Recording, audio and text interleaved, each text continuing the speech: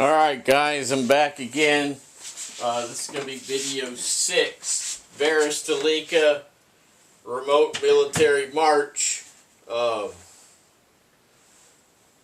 dressed like this because this is what I wore on the march. So basically this is an afterward / takeaway.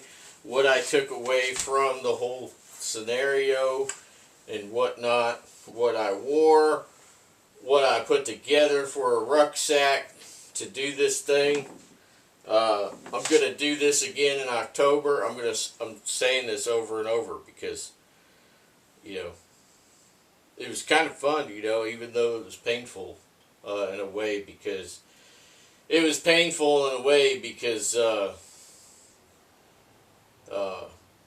you just get older. You know, the painful part came afterward, because right now is like, you know, I could really use a rub down with some Chinese medicine. But it is what it is, right? So, yeah, I'm going to go ahead and buckle this back together real quick, because we just got done putting the rucksack on, and, yeah, so I did a few things to this. One of the problems with the large Alice is that it's like a big bag.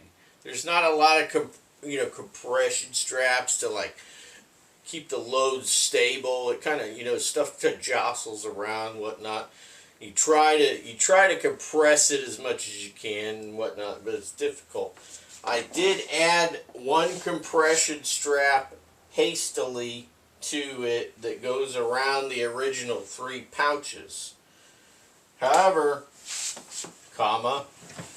one of the problems that we have is in a modern society with the old Alice kit, even though many of us still love the Alice kit, in certain situations, like a lesser load, right? I would probably use a large Alice with about half of this load, or, you know, in a patrol or direct action type scenario, simply because I could carry a lot of ammunition and explosives, you know, a lot of ordnance, you know, a lot more than say a direct action patrol 3-day patrol pack or something like that. You know, I mean, a lot of guys, they got the chest, they got the armor, they got all that, and then they got these 3-day assault packs for direct action missions. But a nice thing about having more room, if you do use something like this, especially in a Minuteman scenario, is that you don't have to pack it full. Then I told this to a friend of mine over in England. Actually, he's in Wales. I told him, he was complaining he had a Northern Ireland pack, and it was, you know, he had it loaded down to the gills, and he was complaining about how uncomfortable it was. And I told him, I said, look, I said, you get a larger pack and you keep self-control, and you don't pack it to the gills. You pack it with what you would pack in your 3-day pack and tighten everything down, and you will be super comfortable. And he didn't want to listen to me, and I said, I'm going to tell you, you'll be super comfortable because, see, this is the thing that I always do on this channel, is I always give you why. Remember when your parents, when you were little, you said, I want this, or I want that, or I want to do this, or I want to do that, and they said, no, you can't do that. And then you'd say, why? And then they wouldn't give you an answer. They'd just say, because I said so. That's why. Right? But that doesn't teach the kid anything. Okay? So, when I talk to young people out there that are just coming up, or you know, you might even still be in the Boy Scouts, right? You might be a first class scout. I'm trying to tell you something from experience, and you know, because I'm older, and you know, I've already been there and done that a lot of times. I haven't done everything, but I've done a lot of stuff. Right? I'm lucky to be alive. Let's just put it that way. And I don't even remember where I was going with all that. So let's just move on. Well, we got this Alice. Oh, yeah. So where was I going with that? I was talking about Northern Ireland. I got this Northern Ireland patrol pack loaded to the gills, super uncomfortable with the straps and blah blah blah.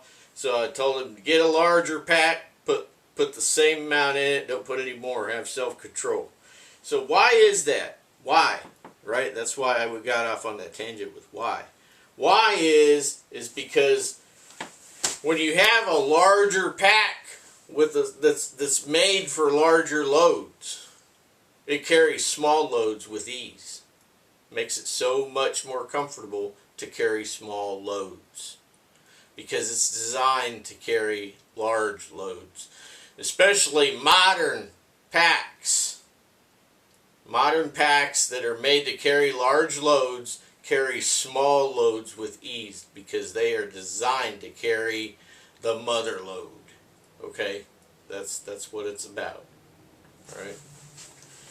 This was not designed for comfort, to be honest with you. And these wings do not like to be on here because they're not really made for that. I just kind of finagled them together. Alright, so I'm going to pull this up and I'm going to turn the camera. Let me set that back over there. Turn the camera. This ain't about me. This is about this rucksack with all the crap in it. Alright. Take a look there. Still got a few minutes. There's going to be a lot of videos to this thing because I ramble. Sometimes people may like that. They may not like it, but I don't really care because it's my channel and you can go elsewhere. Yeah. Probably why I've had 1,000, got 1,000 videos after 5 years, right? 1,000 subscribers after 5 years, right? Because I have I don't care attitude about a lot of things. Well, you get to be older and wiser and don't really give a crap. Well then, there you go. So I got these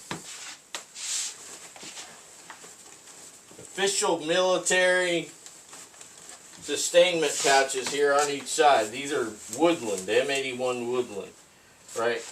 They got stuff in them. Of course they have stuff in them. All right. Well, what do they got? Food and other things. So I'm going to go with those next. They are not on here perfectly because they're not designed to be on here. These are Molly Pals pockets, and I've got them here on this old Alice. Alright? What the heck's going on here now? So now we got a knot in there. That put that guy in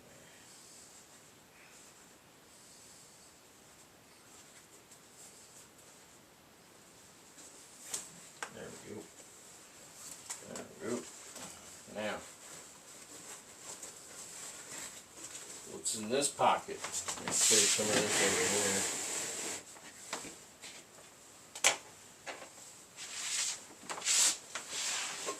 What's in this pocket? Remember I was telling you I was going to do some stove videos too. I had all this stuff planned out. I thought, man, I'll be out there. I'll have a whole bunch of time to, set up and, surveillance, whatnot. And I'll just do some stove videos for fun, blah, blah, blah. Nah. So I got the old Bush Buddy here, right? So I brought the Bush Buddy. I was going to fire that up and do a stove video on that, because that would be its initial fire up. So I've been saving this for an initial impressions video. By the way, it does not come with a stuff sack. I grabbed this from somewhere and there it is. So, and then I did some siege stove videos before, right? A bunch of them actually. But I was going to go ahead and do another siege stove video, right? So I got my siege stove. Okay, so the siege stove set up here. So in my siege stove setup, I actually have other stuff, right? So here's my little IKEA thing for my stove, right? Which is very perfect. This is just a perfect setup for an end of the world scenario for siege stove, because that's what it's made for. Here's my siege stove cross members. I got both titanium and stainless when I got them from James, who's the owner of Siege Stoves. These are the titanium ones. I got the stainless ones are here at the house. Anyway, so for when I'm taking it in a rucksack, I try to get the lightest bits together, right, for the siege stove setup. But it's mostly set up to be like a patrol base, where you get there, you know, you've rucked in, you've established your patrol base, and you're going to leave your main ruck there, get your patrol pack, you know, your patrol kit together, and you know, so this is, or in an end of the world scenario where you're living outside all the time. So here's a strainer. Generally you're going to use this for, you know, coffee, right? So what else do I got here? So I got these. This is my Bigfoot bells. Alright, Bigfoot bells. So what these are is these are toilet paper rolls, and then I have bells in here like you would use for fishing to alert you that you got a fish nibbling at the bait, right? But they're painted olive green. And then what I do is I put toilet paper inside where the bell part is, and then I push the bells together, 2 in each one of these rolls. So these face each other. It keeps them quiet when I'm on the move. So when I get to wherever I'm setting up, so I set up and I get myself a perimeter alarm set up to where, you know, you keep it high enough off the ground that things like possums and raccoons and whatnot are not going to, you know, initiate it. You want something, you know, so it's going to be like human, werewolf, Bigfoot, something like that, right? Bear. Okay. So I got 4 bells here. That's my perimeter alarm bells, right? Those were in this pocket. So here's my cooking and drinking, heating water, you know, right? Titanium pot. The heck is this anyway? 700 liter, 1,000 milliliters. I don't know. Anyway, there's the pot. What do they call it? Jolmo Lander. Yeah, you got like 50 different companies that all use the same pot made by the same company. The thing about it is China makes all of the titanium pots. You can't get away from it. Alright. That's another video down, by the way. I hope you got plenty of popcorn. So, in here, I've got a collapsible cup, right? But it's not collapsed because I have also in here a U.S. or Swedish military burner, okay? This has the 3 crowns on it. It's made by L.V.I, right? So L.V.I and 1 or 2 other companies, they made military burners and military kits for the crown. And on the bottom, to keep that also from making noise, which is why I've got this in here too, to drink out of, and also to keep it from making noise if I need to use it. So I got another collapsible cup. And a number of years ago, I and one of my brothers, we went out on a little trip, and we decided it was going to be like a little, you know, one of those little trips where you like get together and you go out in the woods and you hang out and you remember little things, you know, one of those good memory trips. And I brought a whole bottle of port wine. Rucksack was 90 pounds at that time. Yeah, that was a booger bear, right? Anyway, this all nests together pretty good. See that? You see? Yeah. Put that there. Alright. Turn that upside down. Put that there. And all that crap can go back in that bag.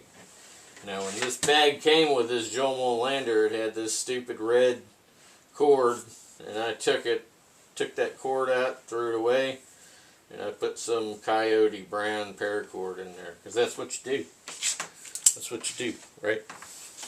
Alright, next one.